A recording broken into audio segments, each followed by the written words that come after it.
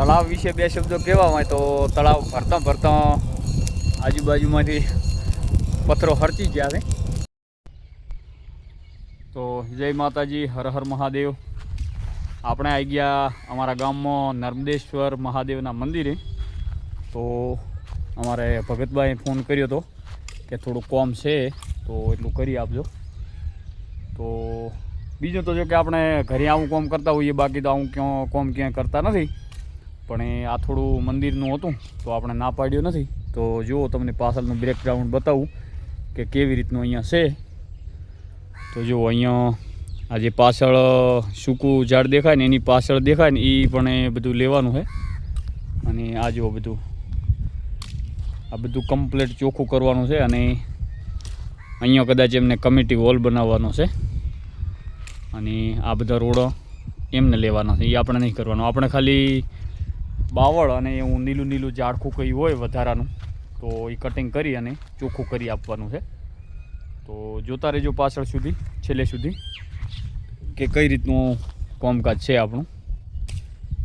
એટલે મોસ્ટ ખાલી એન્જોય માટે, મનોરંજન માટે આપણે બનાવીએ. કંઈ આવું કામ આપણે લેતા નથી કોઈનું. તો આ કામ માટે કોઈએ કોન્ટેક કરવો નહીં.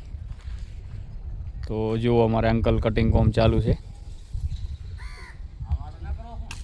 વાહ, આના માટે કોલ નહીં કરવાનો. તો આ તો શું છે, ભગવાન શંકર ભગવાનનું મંદિર હતું અને એમના ચોકમાં અહીંયા કમિટી હોલ બનાવવાનો છે કંઈક. તો ભગતબાનો ફોન આવ્યો, મોનાબાનો, તો આપણે ના પાડ્યો નથી. એટલે આપણે આવી ગયા થોડો ટાઈમ નીકાળીને. તો જોતા રહેજો. આ છે મંદિર શંકર મહાદેવનું, નર્મદેશ્વર મહાદેવ. અને આ અહીંયા ભજન મંડળી થાય એ જગ્યા છે, જોઈ શકો છો તમે. અને આ બાજુ આપણી અમારી ગૌશાળા આવેલી છે, શ્રી નર્મદેશ્વર ગૌશાળા. તો આગળના વ્લોગમાં તમે ક્યાંક ને ક્યાંક જોઈ છે, જે પાછળ દેખાય ને. અને અહીંયા અમારું તળાવ આવેલું છે, જે તળાવ નર્મદાના નીરથી ભરવાનું છે ટૂંક સમયમાં. હાલ કામ ચાલુ છે. તો જોતા રહેજો છેલ્લા વ્લોગ સુધી, મતલબ લાસ્ટમાં. તો તમને આજુબાજુનું બધું બતાવીશું થોડું થોડું.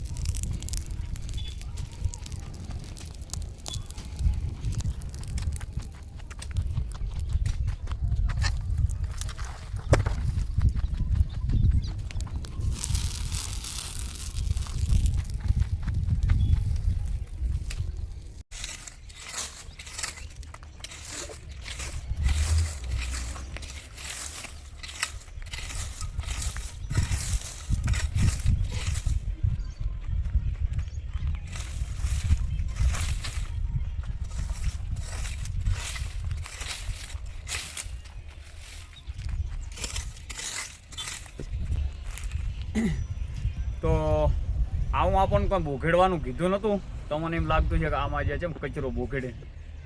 પણ એવું હતું કે બોઘેડ્યા વગર થોડું સારું લાગે એવું હતું નહીં. તો આપણને એમ છું કે થોડો કચરો પણ બાળતા રહીએ. અને ઠેઠથી તમે મારા જૂના વિડીયો સ્ટેટસ કદાચ જોતા હો કોઈ લોકો, તો પ્લાસ્ટિક મુક્તિ માટે તો આપણે કદાચ, હું 10મું 12મું ભણતો ને એ વખતથી આપણે અભિયાન ચલાવતા. દર રવિવારે, દર 15 દિવસે આજુબાજુના બાળકોને લઈ અને મારા ખેતરમાં, એમના બાળકોના ખેતરમાં અને બધેથી પ્લાસ્ટિક કચરો એકઠો કરી અને આપણે સળગાવતા. અને એ જૂના વિડીયો પડ્યા છે, તો આમાં હું તમને થોડી ઝલક દેખાડીશ. પણ આપણો એક નિયમ છે કે પ્રકૃતિનું રક્ષણ કરવું. તો એ બાબતે તો કદાચ હજી સુધી હું કંઈ ખાસ અપલોડ કર્યું નથી, પણ હવે આપણે બતાવીશું કે પ્રકૃતિનું રક્ષણ એટલે પ્લાસ્ટિક મુક્ત, વૃક્ષો બચાવવો, ધરતીને હરિયાળી બનાવવી. તો આમાં ઘણા બધા આપણે કાર્યો કરતા હોઈએ છીએ. તો એક એમાંનું આ પણ તમે જોઈ શકો છો. આમાં કંઈ કમાવાની કોઈ લાલચે આપણે આ કામ રાખ્યું નથી.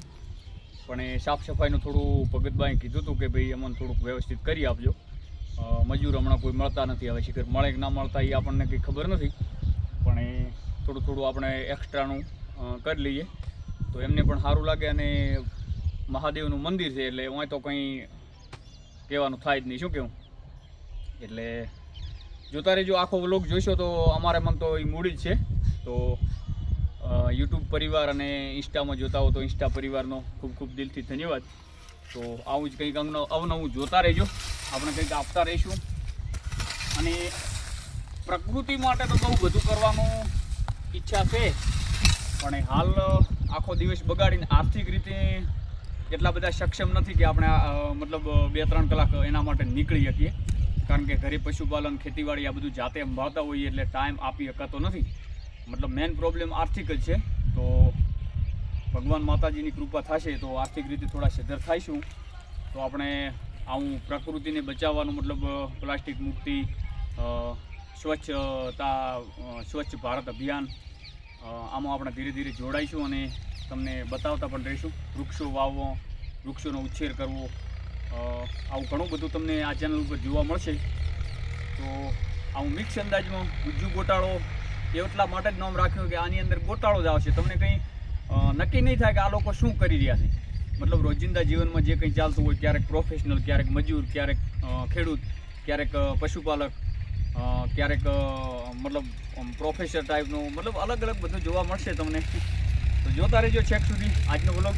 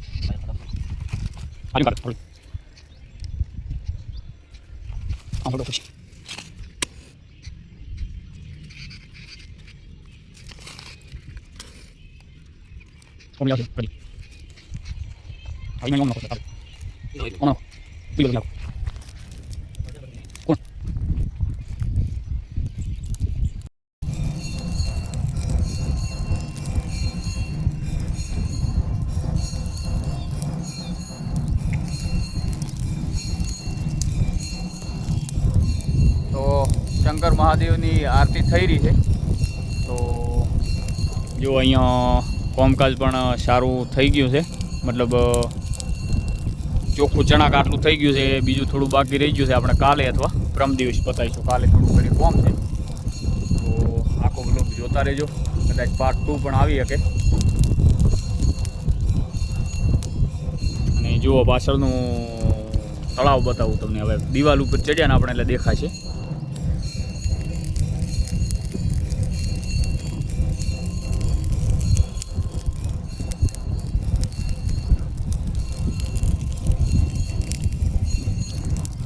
તળાવ વિશે 2 શબ્દો કહેવા હોય તો તળાવ ભરતા આજુબાજુમાંથી પથ્થરો હરચી ગયા છે, મતલબ તૂટી ગયું છે વરસાદના કારણે. તો ક્યારે ભરાય હવે એ તો હવે ભગવાન જાણે, પણ એ આર્યું તળાવ ભરવાનું છે એવી ચર્ચા ખાસા ટાઈમથી ચાલુ છે. જો અહીંયાથી તૂટી ગયું છે અને અહીંયાથી તૂટી ગયું છે, અને ખોદકામ પણ ચાલુ છે. જો અહીંયા વચ્ચોવચ્ચથી ખોદે છે. ઘણી વખત આપણે ગામમાંથી નીકળો ત્યારે જીસીબી કે લોડર એવું ચાલતું હોય છે. હવે કેટલો ટાઈમ લાગે, પાઇપલાઇન પણ ચાલુ છે અહીંયા સુધી આવવાની. તો ગામ લોકો, આપણે તો થોડું ઘર દૂર પડે છે, પણ આજુબાજુના લોકોને ખાસો ફાયદો થઈ શકે એમ છે. અને આપણા સુધી પણ આજુબાજુના ગામના લોકોને ફાયદો એ આપણો જ ફાયદો છે. તો બસ આવું અમારું ગામ છે. આજુબાજુમાં જો અહીંયા અમારા પીરાભાઈની દુકાન આવેલી છે.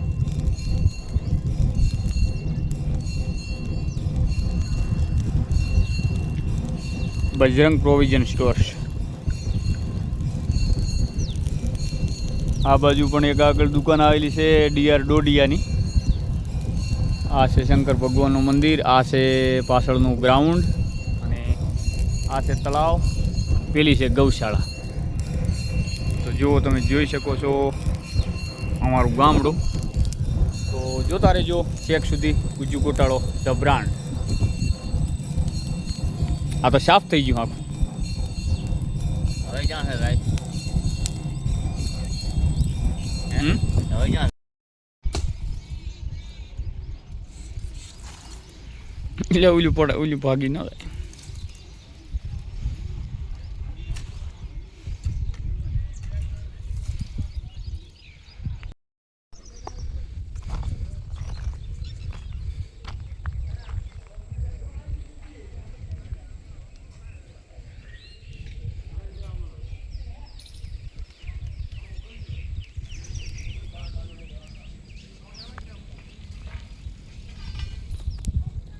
તો આ જોઈ શકો છો એ પ્રમાણે કાલે બતાવ્યું હતું કે અંદર કોંટા ને વગેરે એવું બધું હતું.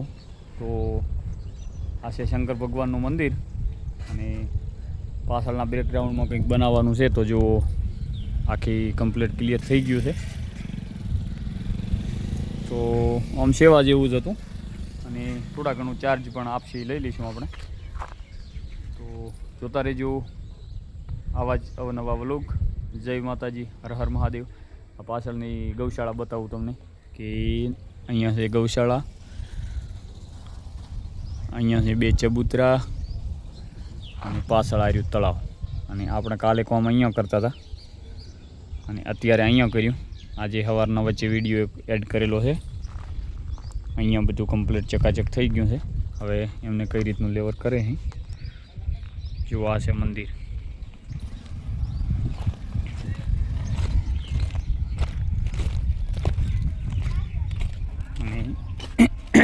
ઓજાર લેવા કોઈ ઉસીનો આવતા નહીં. અમારો ઓજાર બતાવું તમને.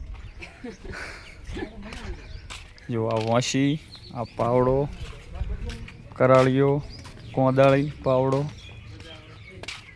સીતું, હોથો અને આ છે અમારા બાપરીની દુકાન. જો આ છે અમારા બાપજી શર્માવું. પોતાને ગતું વિડીયોમાં આપું તો પણ હરપણા હાટે આવી ગયા છે. આખો દાડો પોતાનું પાણી પીધું છે અને કંઈ દુએ કરે તો આ બધું સામાન રાખે ને પોતાની દુકાનમાં. તો અવશ્ય મુલાકાત કરજો. તો જોતા રહો આવા જ નવા વ્લોગ સાથે. જય માતાજી, હર હર મહાદેવ.